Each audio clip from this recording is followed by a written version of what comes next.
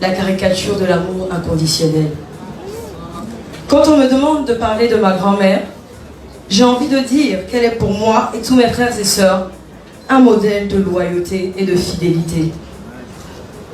Quand on me demande de parler de ma grand-mère, j'ai envie de dire qu'elle est pour moi et tous mes frères et sœurs un modèle de foi, d'abord en Christ et ensuite en elle-même.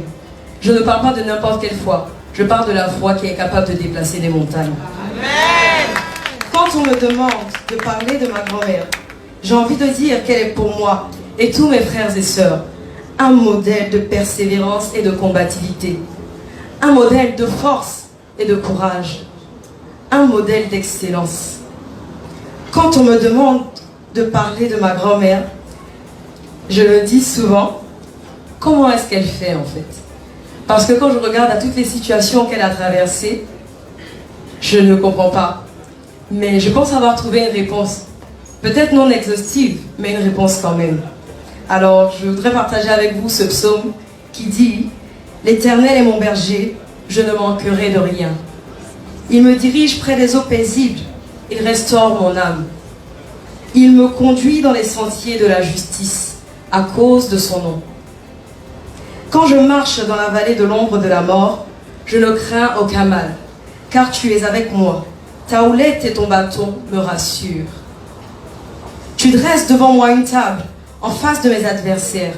Tu oins d'huile ma tête et ma coupe déborde. Oui, le bonheur et la grâce m'accompagneront tous les jours de ma vie.